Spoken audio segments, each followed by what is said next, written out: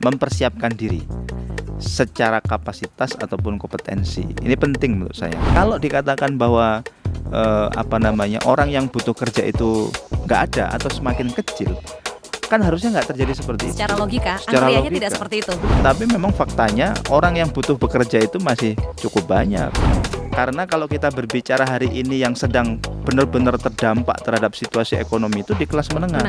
Yang hari ini masih hampir semua orang menanyakan. Ya. Karena kalau itu bisa terwujud, ini betapa luar biasanya begitu 19 juta lapangan pekerjaan.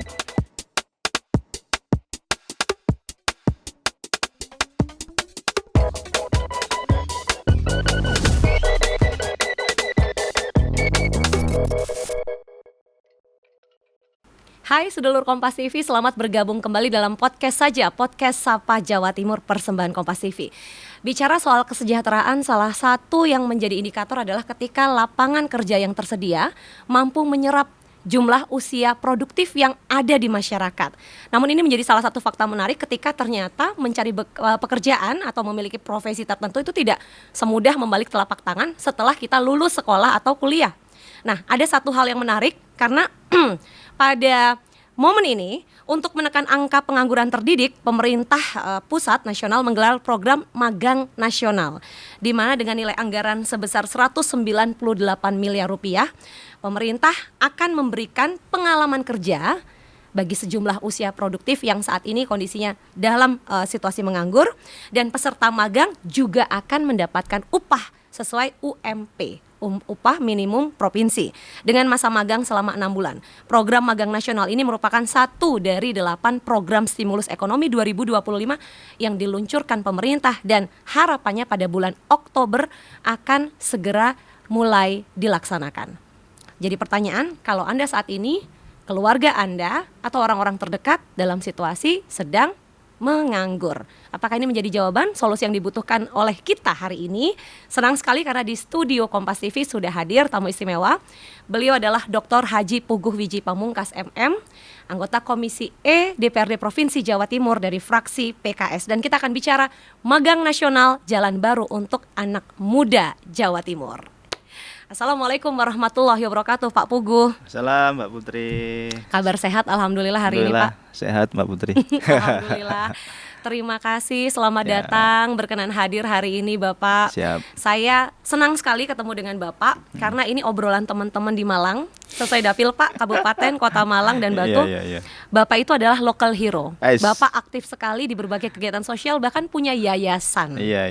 Sejak kapan Bapak memutuskan untuk, kalau orang niat bantu banyak Pak, tapi sampai mendirikan yayasan itu tidak semuanya.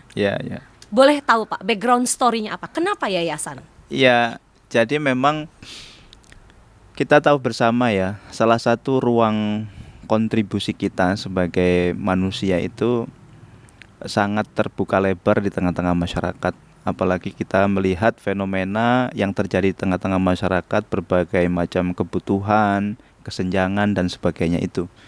Nah, sehingga hal itu yang membuat saya memutuskan untuk membuat Buku Foundation itu ya, sebagai salah satu saluran wadah untuk kemudian menyalurkan berbagai macam resources dari CSR perusahaan dan sebagainya untuk berkontribusi secara nyata di tengah-tengah masyarakat, mengurai apa yang menjadi masalah dan permasalahan di tengah-tengah masyarakat. Salah satunya itu misalkan kita secara rutin mengadakan pengobatan gratis. Pengobatan gratis itu kita lakukan seminggu itu bisa 2-3 titik. Sejak paling tidak 5-7 tahun yang lalu. Jadi sejak saya sebelum jadi anggota, sejak awal berdiri Puguh Foundation? Sejak sebelum jadi anggota dewan bahkan. Jadi, tapi sudah aktif di partai pada saat itu Pak? Belum. Saya belum. Jadi ini sudah program yang lama. Secara personal Bapak punya ketertarikan sangat tinggi. Jadi memang saya meyakini itu begitu, karena kita harus terus berbuat dengan apa yang kita punya, dengan apa yang kita mampu untuk memberikan kontribusi tadi itu. Salah satu resource yang saya punya kebetulan di kesehatan, sehingga ini yang terus kita lakukan, pengobatan gratis, sunat gratis, ya, penyuluhan kesehatan ke sekolah-sekolah, ke pesantren. Itu paling tidak sudah 7-8 tahun yang lalu kita lakukan dengan sumber daya yang ada itu ke tengah-tengah masyarakat begitu. termasuk pemberian program beasiswa dan sebagainya kepada anak sekolah. Nah, saya pikir itu yang menjadi salah satu motivasi itu adalah karena saya ini kebetulan lahir di desa, tinggal di desa, saya melihat betul begitu. Fenomena di tengah-tengah saya hidup itu kok ada disparitas yang luar biasa yang ya kalau kita menunggu brief pollution dari pemerintah itu kan nggak mungkin. Nah, kita yang merasa mampu ini untuk berbuat, ya kita harus berbuat, kira-kira begitu. Berangkat dari itu, Bapak merasa bahwa hidup ini posisinya nggak cuman mencukupkan diri dan keluarga, tapi berbagi makna dan manfaat untuk yang ada di sekitar. Iya. Dan cakupannya semakin luas, yang tadinya orang-orang terdekat menjadi satu kabupaten sampai ke Malang Raya. Betul.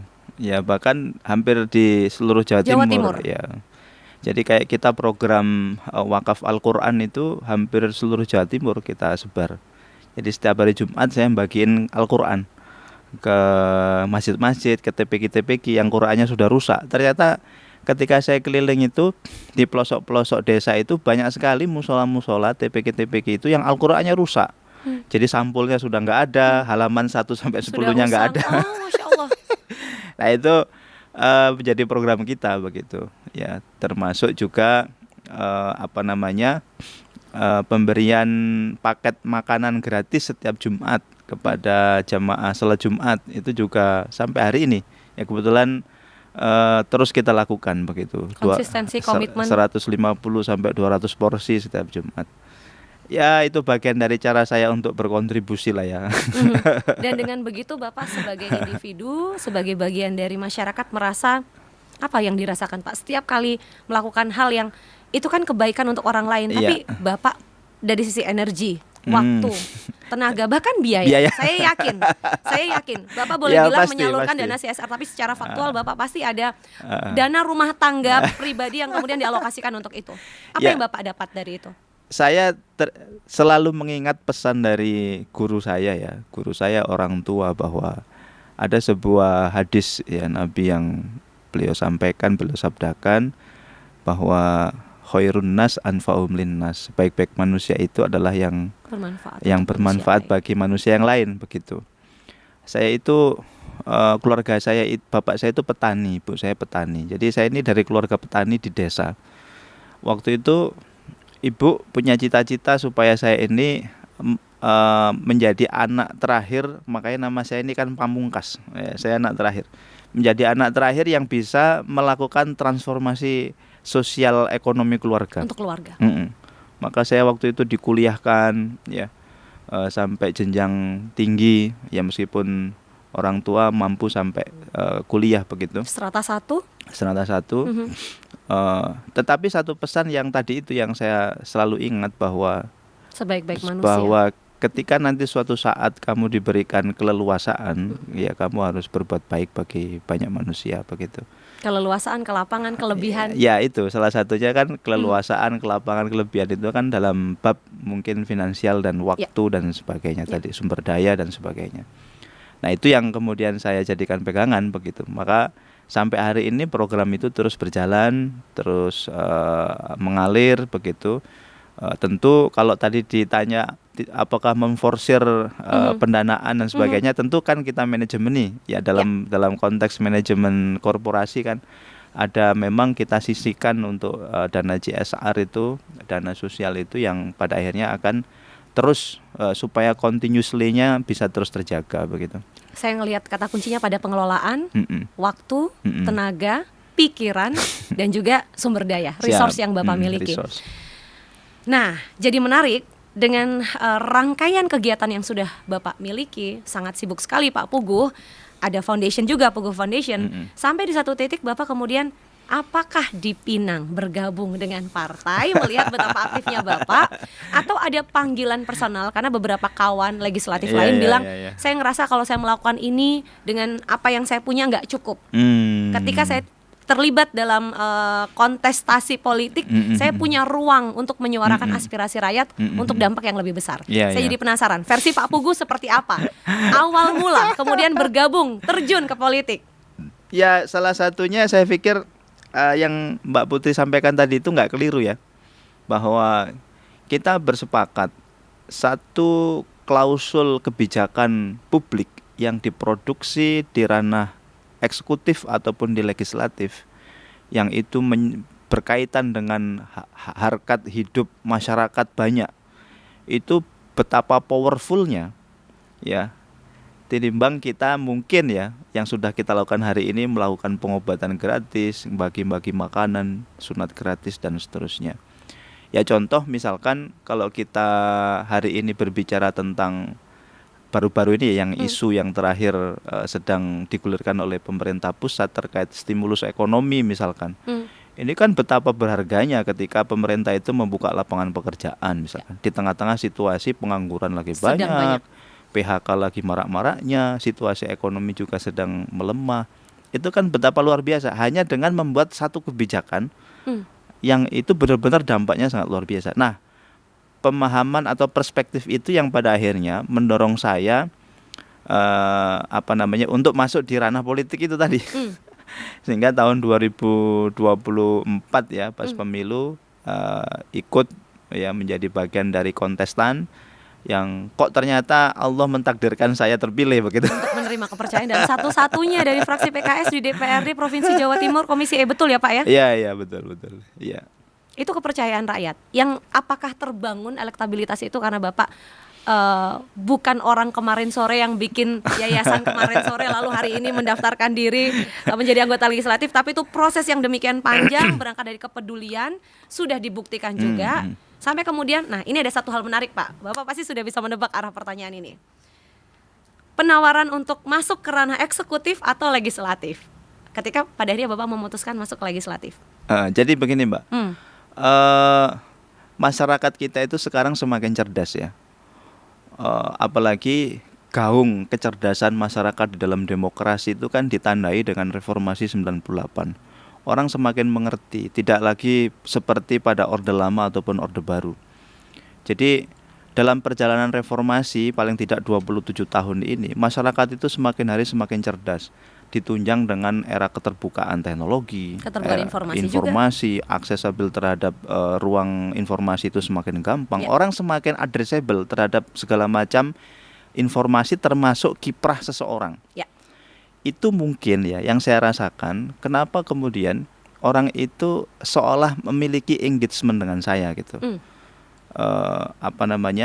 Akumulasi dari apa yang saya lakukan di tengah-tengah masyarakat itu pada akhirnya di-addressable oleh masyarakat, dan itu yang mungkin ya menyebabkan orang itu pada akhirnya di tengah-tengah kejenuhan masyarakat melihat sosok yang sebelum-sebelumnya, melihat partai politik secara institusi ataupun para elitnya secara personal yang mungkin menurut mereka ini, menurut masyarakat itu belum menjadi pemuas terhadap dahaga reformasi 27 tahun secara utuh.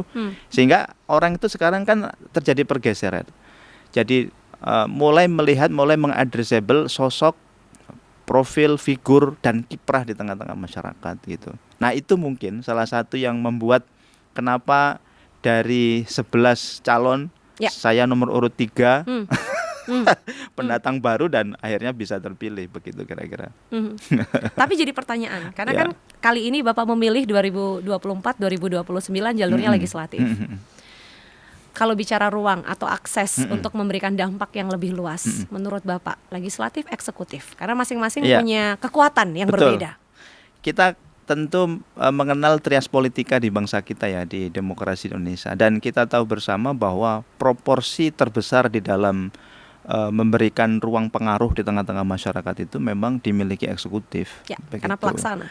Karena beliau eksekutif ini yang memiliki kuasa pengguna anggaran, kuasa pengguna program dan sebagainya. Nah, kalau legislatif kan memang terkungkung di tiga pekerjaan itu kan, legislasi ya, penganggaran dan kemudian pengawasan. Tidak lebih dari itu begitu. Nah, ini yang terkadang memang masyarakat itu masih belum bisa membedakan. Masyarakat mengira bahwa ya legislatif, anggota dewan itu ya bagian dari pemerintah. Dia bukan dewan, tetapi N-nya hilang menjadi dewa. Sehingga kemanapun seolah-olah dia ini punya duit banyak, punya. Nah, ini yang akhirnya menjadi permasalahan di tengah masyarakat. Tetapi ketika pertanyaan tadi, apakah ruang Bicara manakah ruang. Mhm, ruang manakah yang kemudian memiliki peran yang signifikan? Saya pikir memang di eksekutif. mhm. Eksekutif itu memiliki ruang perubahan yang sangat fundamental dan signifikan karena mereka ini yang memiliki kuasa pengguna anggaran, kuasa program. Jadi kalau mau misalkan ya kita berbicara tentang mengurangi disparitas kualitas pendidikan Ya. misalkan, itu di eksekutif. Misalkan kita berbicara tentang memperlebar kesempatan bekerja, itu eksekutif. Karena mereka yang membuat programnya, mereka yang menyusun proposalnya. Legislatif itu hanya approval aja, hanya memberikan saran-saran saja dan Penganggaran, mengesahkan. regulasi, memastikan program Iya, ini berjalan betul. dengan Dan sesuai. itu hanya finally-nya pengesahan di paripurna, pengesahan APBD aja begitu. Tetapi secara kuat ya eksekutif yang menjadi pelaksananya begitu. Maka kalau ditanya lebih powerful mana, ya eksekutif. Tapi kali ini Pak Puguh memilih untuk melibatkan diri secara aktif di legislatif. Ya, saya pikir ini menjadi ruang pembelajaran bagi saya ya. Menarik. Supaya semakin kaya dengan literasi terkait dengan tata kelola pemerintahan. Bicara ruang pembelajaran berarti setelah lulus akan kemana Pak? Wah, ini kayaknya jadi obrolan berikutnya nih. Tapi kita nggak akan bicara itu Iya, betul, karena betul. itu bagian dari rencana masa depan dan tentu Iya, juga kepercayaan publik masyarakat kepada Pak Puguh. Saya akan mulai masuk ke tema kita hari ini Pak. Siap. Karena tadi Bapak sudah sempat menyinggung salah satunya ya, eksekutif punya peran sangat signifikan untuk membuat sebuah program yang nyata-nyata berdampak bagi masyarakat. Salah satu program yang tadi Bapak sempat singgung juga, satu dari 8 program stimulus ekonomi yang sudah disiapkan tahun 2025 ini dan akan segera diluncurkan adalah program magang nasional. Saya dengernya aja itu udah, ini program luar biasa. Kita bicara value dari program itu Pak, magang nasional. Di mana masyarakat kita yang memenuhi kriteria dan nanti kemudian memungkinkan untuk mengikuti program ini akan menerima nggak cuma pengalaman kerja tapi juga mendapatkan upah sesuai UMP. Itu kan sesuatu yang ya saya pernah kuliah, saya pernah menikmati momen magang di mana anak magang itu belum tentu Pak dibayar. Jadi kalau ada program ini, kemudian ada upah yang berangkatnya dari anggaran APBN ya, nilainya juga nggak sedikit 198 miliar rupiah. Masa magangnya juga 6 bulan. 6 bulan. Buat saya pribadi ini program bagus sekali. Nah, tapi kita akan bicara dari perspektif legislatif. Sepanjang yang Bapak ketahui tentang program ini yang sudah disiapkan oleh pemerintah dengan konsep dan format ini, Bapak boleh cerita dulu sebelum nanti memberikan pandangan tentang program ini. Jadi dalam perspektif legislasi ya, saya pikir ini menjadi salah satu perwujudan terhadap janji terhadap visi misi presiden. Yang kemudian salah satunya itu membuka, kalau tidak salah kan dulu 19 juta lapangan pekerjaan. Yang hari ini masih hampir semua orang menanyakan. Ya. Karena kalau itu bisa terwujud, ini betapa luar biasanya begitu, 19 juta lapangan pekerjaan.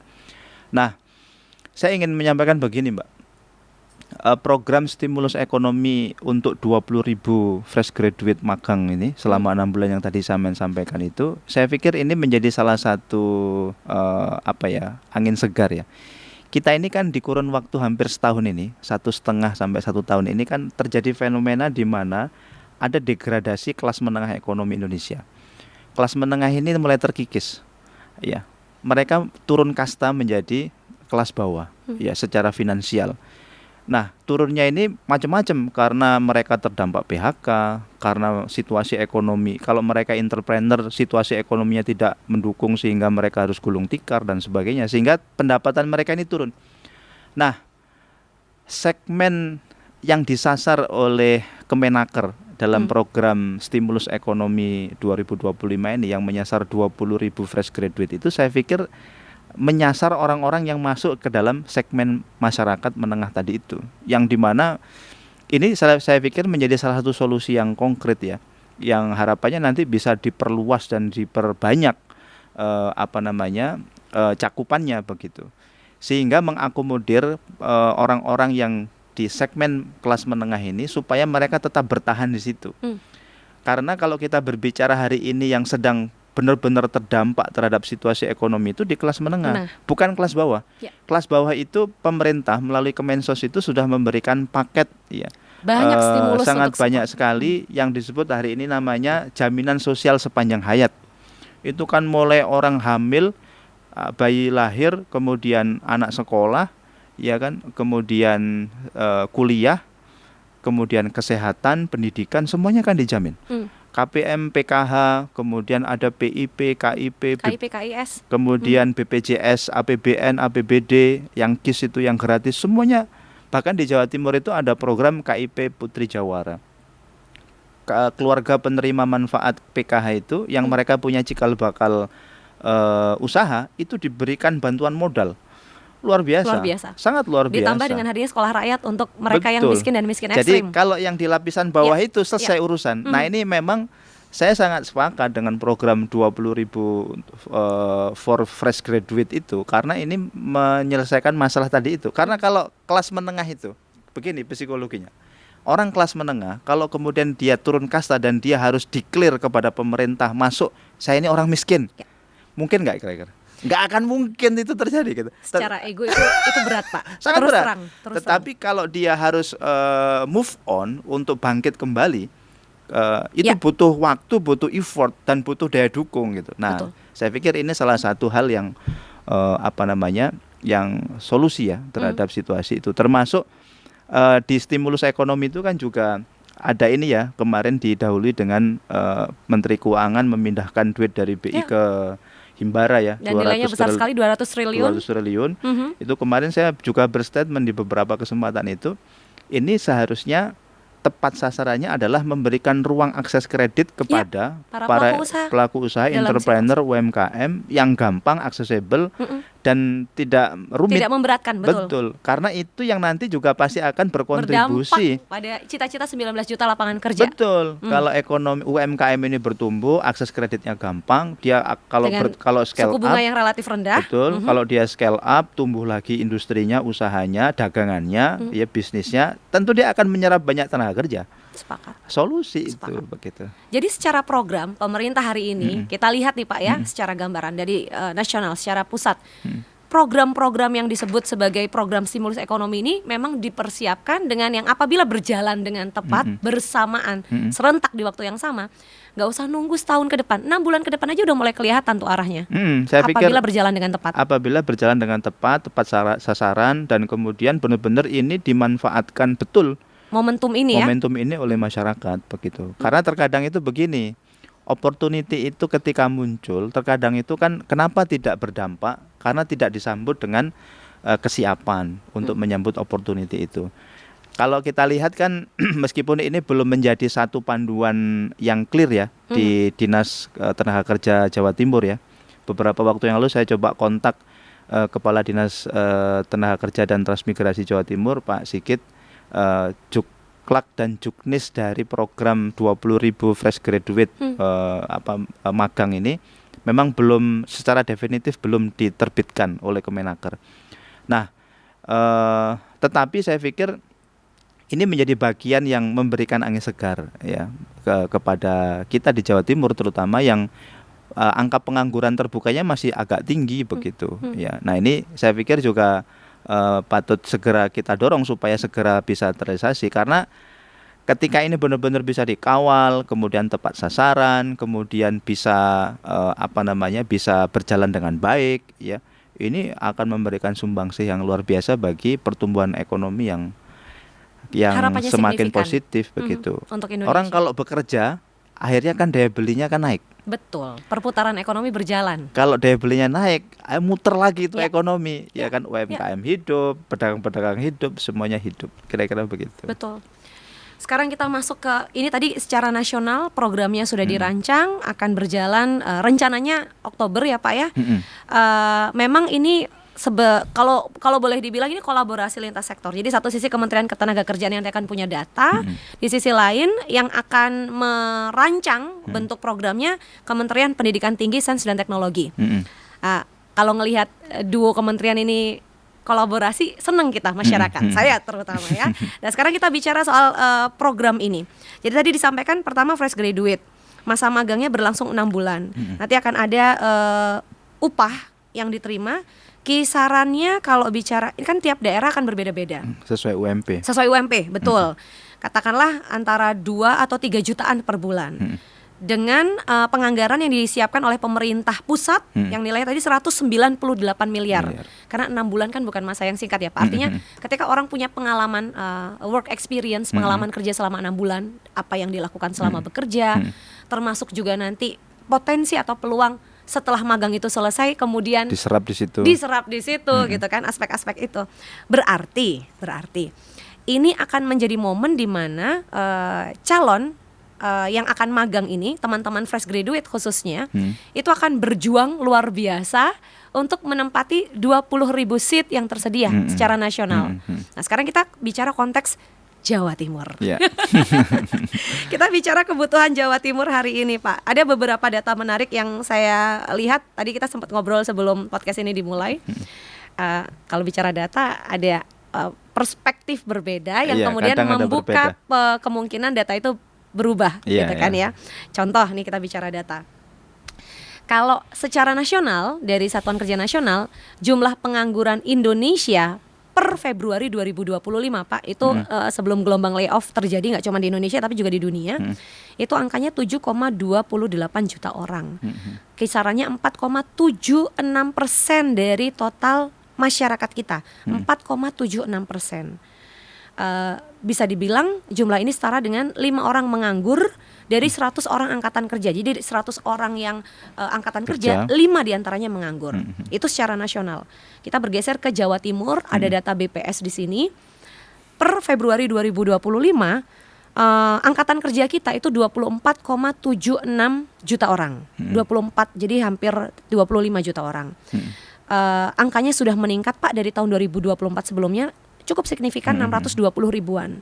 Nah, sementara bicara angka penganggurannya, kalau tadi kan nasional 4, ya Pak, 4,76.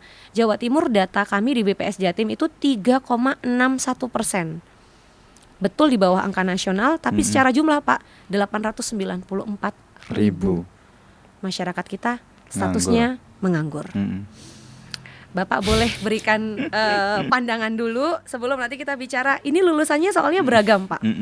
Mulai dari SD, SMP, SMA, SMK, universitas. Yang paling banyak masih didominasi oleh SMA, SMK ya kalau tidak salah. Betul sekali Pak, betul sekali. Angkanya kalau SMK karena memang kan mereka diharapkan udah siap kerja setelah lulus, 5,87%. Sementara SMA 4,99%. Itu usia yang sama nih SMA, SMK kan. Kalau untuk universitas, karena memang kan untuk bisa kuliah ada effort lebih ya, jadi angkanya 5,6%. Kebayang Pak lulus kuliah harapannya bisa masih kerja, agak tapi tinggi ternyata ya, 5,6%. Ya itu, saya pikir dalam perspektif Jawa Timur juga saya pikir sama ya kayak tadi itu, bahwa kita tahu bersama Jawa Timur itu memiliki jumlah penduduk terbanyak kedua di Indonesia. Ya, harus diakui fakta itu ya. Setelah Jawa Barat. Ya. Dan artinya apa? Dengan jumlah populasi terbanyak kedua itu, kita tentu menanggung beban angkatan kerja. Orang yang hidup itu kan butuh bekerja karena untuk mencukupi kehidupan, teori Maslow, untuk bertahan hidup, untuk eksistensi dan untuk sebagai aktualisasi dan sebagainya.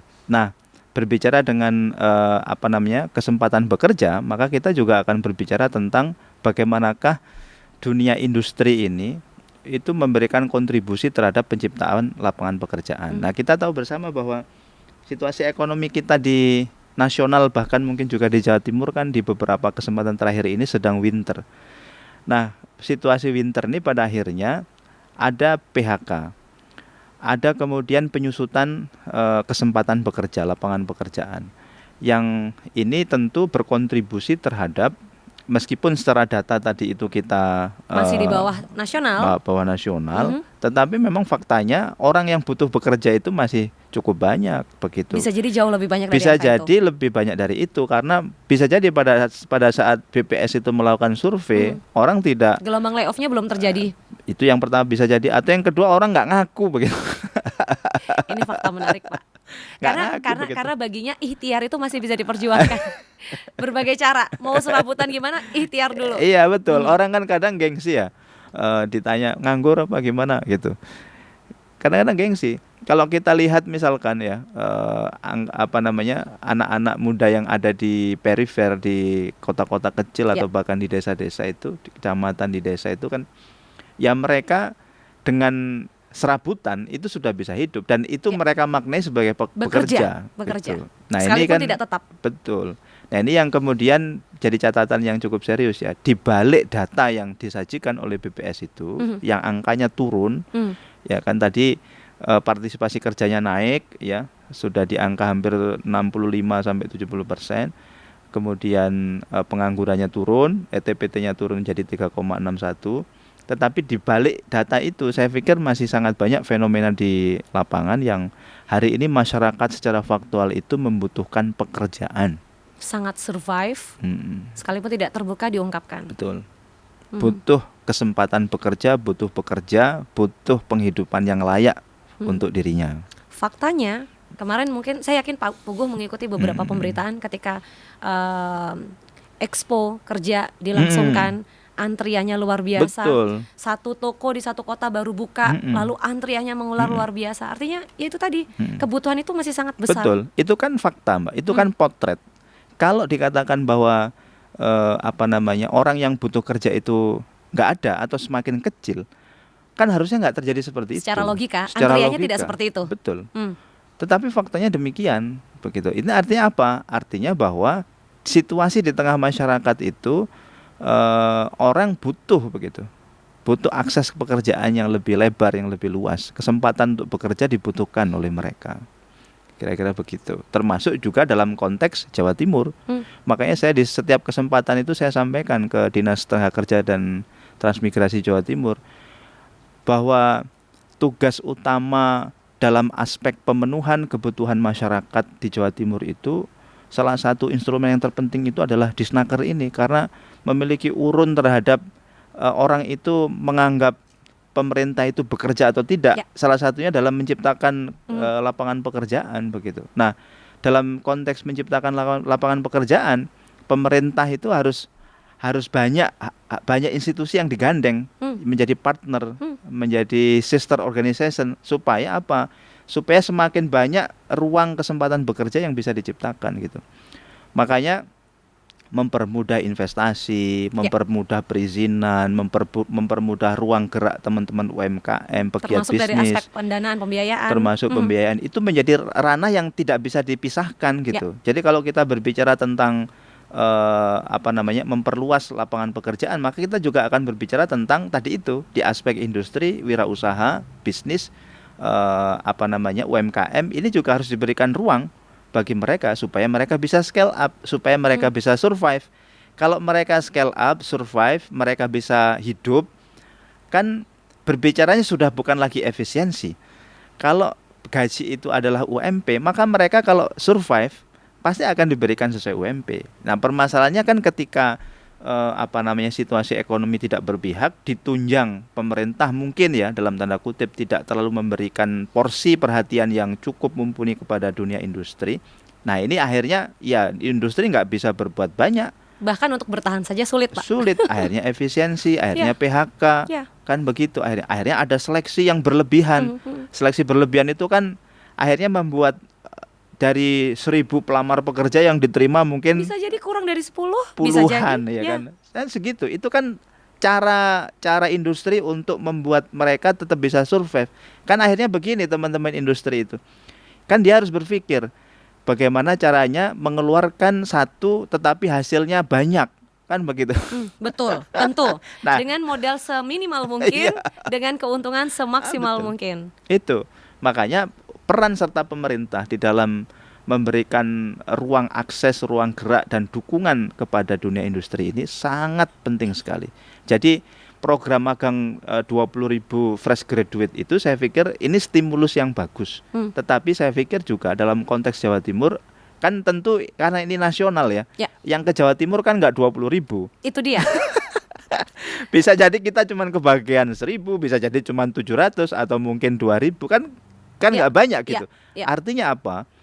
Artinya karena ini sudah menjadi konsumsi publik, konsumsi nasional, termasuk juga di Jawa Timur, maka Disnaker Jatim, pemerintah Provinsi Jawa Timur harus menyiapkan skema-skema lanjutan. Ini kan program appetizer aja, Ya. rangsangan aja begitu. Belum main course ya. Be- Belum masuk ke menu utama. belum masuk ke menu utama. Dan saya pikir tidak hanya sekedar terpukau dengan appetizer, program appetizer ini, itu yang esensi menurut saya yang harus dilakukan gitu Mbak. Jadi sebagai stimulus, appetizer ini menarik, tapi program lanjutannya, menu utamanya harus segera dihidangkan. Harus segera sebagai dihidangkan. bentuk tindak lanjut. Betul. Karena nggak bisa kalau berhenti di appetizer aja, nggak kenyang-kenyang, nggak Pak. kenyang, ya kan? Pak, saya jadi penasaran nih. Saya ngelihat ini secara profile ya. Bapak punya basic ilmu kesehatan. Bapak juga belajar manajemen, kemudian untuk program doktor Bapak mendalami ilmu sosial. Ini kan semua secara keilmuan ini betul-betul dari tadi saya ngobrol sama Pak Pugu. Ini orang pinter banget gitu ya. Kayak ngobrolin apa aja bisa nih. Seru nih, sesuai dengan bidang yang Bapak masuki di Komisi E. Pendidikan ayo, ketenaga kerjaan ayo, bidang lain ayo. Nah, saya jadi penasaran bagaimana Bapak melihat. Ini kalau saya nggak bermaksud mengelompokkan sebetulnya, tapi kita bicara usia produktif hari ini, generasi muda, fresh graduate. Lagi-lagi Pak, mohon maaf dengan segala hormat, mereka adalah generasi Z. Yes. Nah, saya pengen Bapak memberikan perspektif, karena bisa jadi pada podcast saja kali ini yang nyimak dari tadi adalah teman-teman Gen Z. Ya. Berikan pandangan Bapak tentang apa yang menjadi kekuatan Gen Z, sekaligus hal-hal yang perlu untuk ditingkatkan sehingga nantinya dalam situasi program magang nasional ini mereka bisa bersinar Pak, menyala posisinya gitu. Dan kemudian harapannya terserap. Iya ya. Jadi kita patut akui ya, 4 dari 10 penduduk Indonesia hari ini itu adalah dari segmen muda. Ya.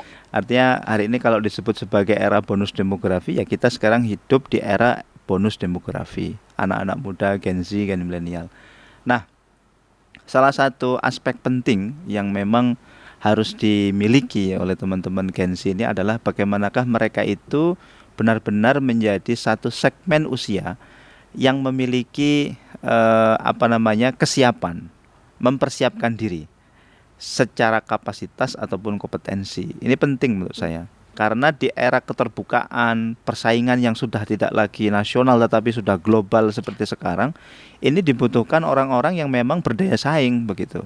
Nah, berdaya saing itu apa maknanya? Berdaya saing itu ya dia kapasitasnya memang mumpuni, kompetensinya mumpuni begitu.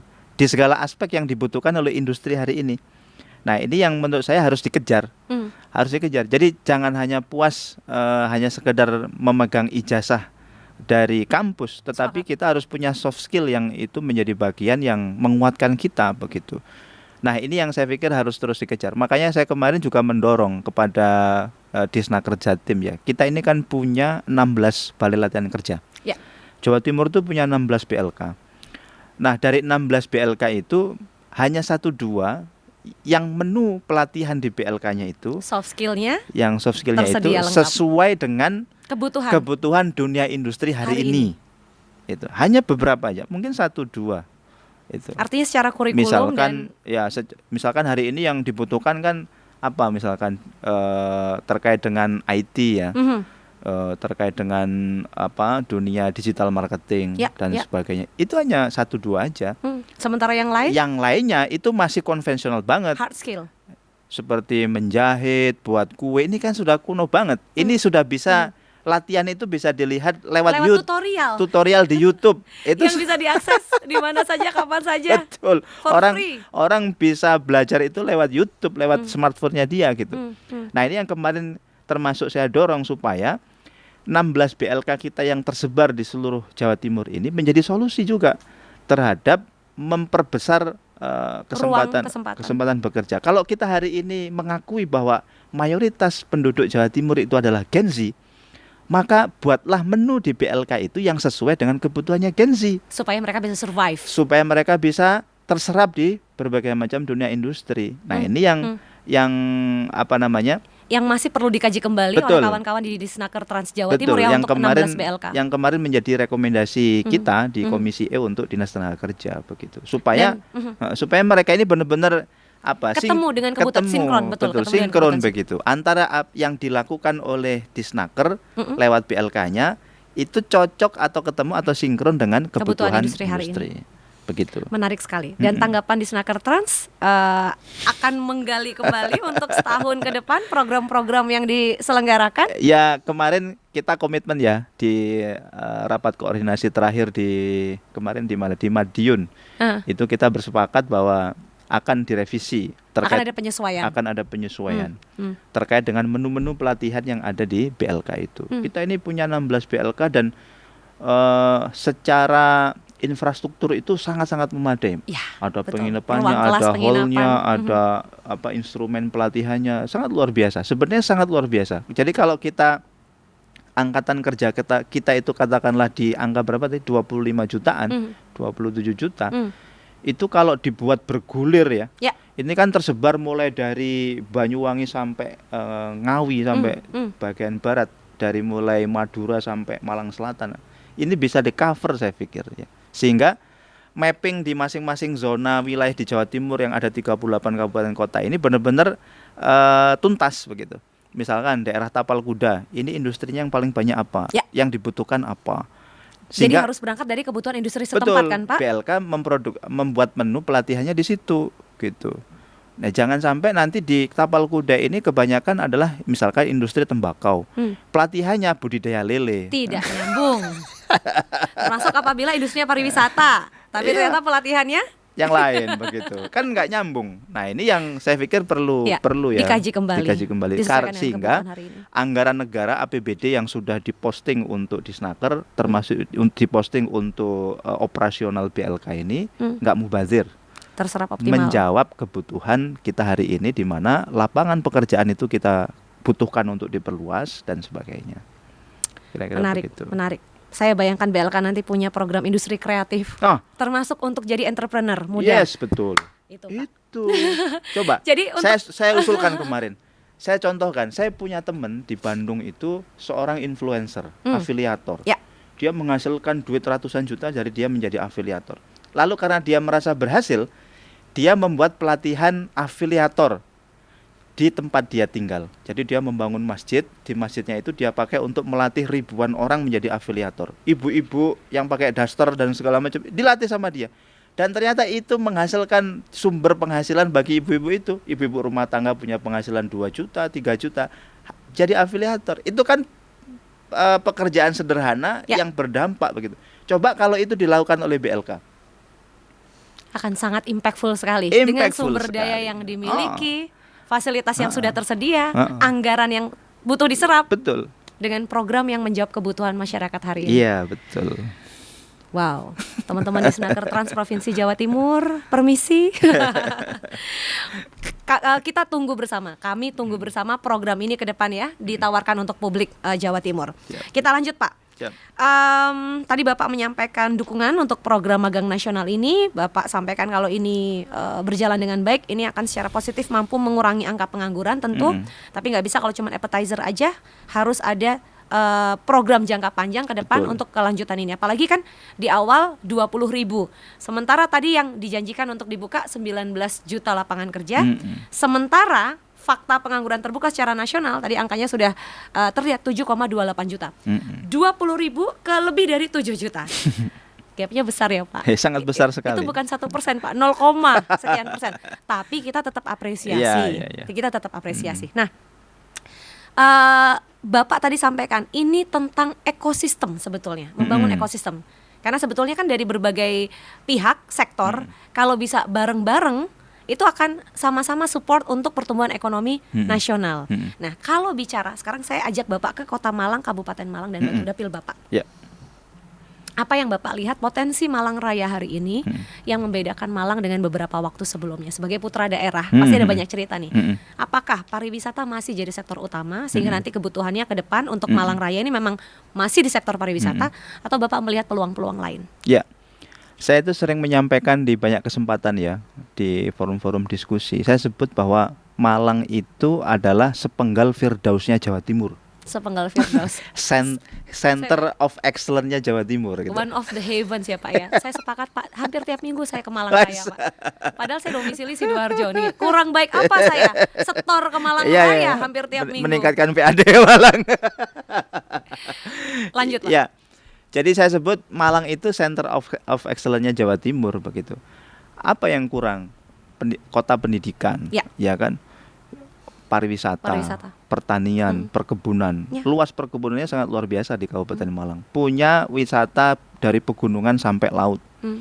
Itu dimiliki oleh Malang begitu. Tetapi yang terlihat hari ini memang upaya untuk mengenali potensi itu saya pikir belum optimal dilakukan oleh Pemkaps ataupun Pemkot ya, yang menjadikan apa yang uniquely yang dimiliki atau value yang dimiliki oleh Malang Raya ini belum benar-benar dieksplor menjadi daya dukung bagi kebangkitan ekonomi masyarakat Malang. Nilai jual yang tidak mungkin didapatkan dari daerah lain karena hanya tersedia di Malang. Betul, karena itu melekat, resource itu melekat sebagai sebuah anugerah dari Allah SWT ya, yang memang itu dianugerahkan untuk di tempat itu, di posisi itu. Betul. Nah ini yang saya pikir juga perlu menjadi apa ya, diberikan daya dukung ya, semuanya butuh memberikan kontribusi supaya sumber daya atau resource yang dimiliki oleh Malang ini benar-benar bisa dioptimalkan. Jadi kalau kita berbicara pendidikan Mbak ya, di Kota Malang itu ada kurang lebih 80-an kampus dan ada kurang lebih 400.000 mahasiswa, 400 sampai 500.000 dari mahasiswa berbagai daerah, dari berbagai daerah yang bermukim sekitar itu. Belum lagi nanti kalau kita setahun itu ada 2 kali wisuda, kebayang kan? Kebayang kan? Di setiap momentum wisuda itu berarti ada sekian puluh ribu orang tua keluarga yang datang ke Malang, dan mereka pasti tidak hanya sekedar datang wisuda, tidak hanya datang untuk 1 malam Pak. Betul. Mumpung di Malang minimal 3 bahkan 1 pekan, 3 hari itu pasti dia berwisata, pasti dia kuliner, belanja dan sebagainya begitu. Nah ini yang saya pikir itu harus segera direspon oleh Pemkot ataupun Pemkap ya, sebagai satu kesatuan di Malang Raya untuk menjadi daya dongkrak bagi bangkitnya perekonomian di Malang Raya, dengan melibatkan semua instrumen di masyarakat itu untuk terlibat ya. Misalkan begini, orang itu kalau datang ke Malang, pintu masuknya itu kan ada 3.